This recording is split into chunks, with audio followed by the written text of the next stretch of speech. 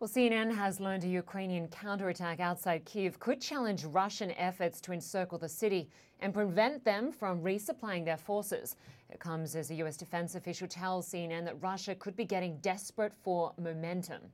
And desperation, along with a possible shortage of precision weapons, could lead to attacks that put even more Ukrainian civilians in danger. Multiple sources tell CNN the US isn't sure the Kremlin has even designated a military commander to lead the assault.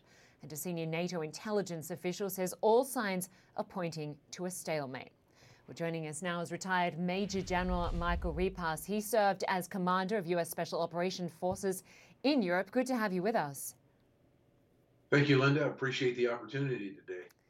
So I want to start with this claim from Ukraine that they've retaken a key town on the outskirts of the capital.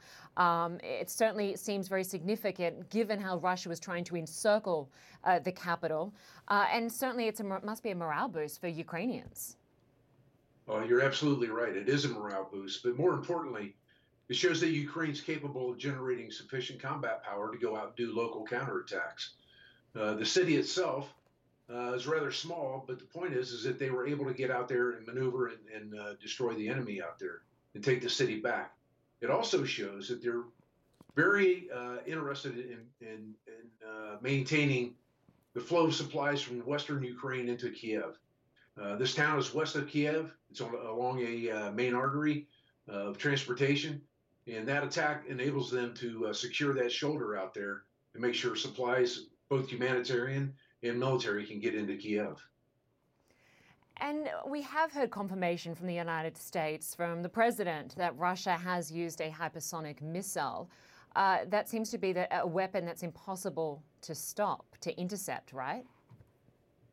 Yes, it is. The speed is fantastic, in excess of Mach 5 potentially, maybe as high as Mach 10 plus. So it is not possible to launch an interceptor to get after that problem set. I think the psychological impact is perhaps more significant than the actual munition itself. While it does cause a big explosion and great damage on the ground, what has happened is Russia's introduced a new capability to the battlefield that nobody has the ability to defeat. That in itself has I would say, a positive psychological effect for the Russians and negative, obviously, for the Ukrainians. But its actual military value may be somewhat limited in that it explodes. We don't know how many of these things he has, so we don't know how long they can keep that up. So looking at the losses on both sides, obviously it's still very hard to get true numbers on casualties on either side. But we did see a tabloid in Russia publish a figure close to 10,000 Russian troops reportedly killed. The website later claimed it was hacked.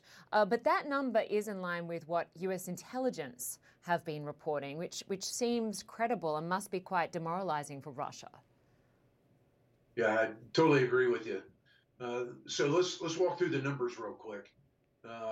So the U.S. intelligence community estimates somewhere around 7,000, maybe a little bit higher, Russian casualties. The media that was released online in Russia said it was 10,000.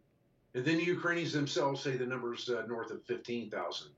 So let's assume that 10,000 is about accurate, maybe 11,000. That is higher than the entire U.S. casualties from both Iraq and Afghanistan after 20 years.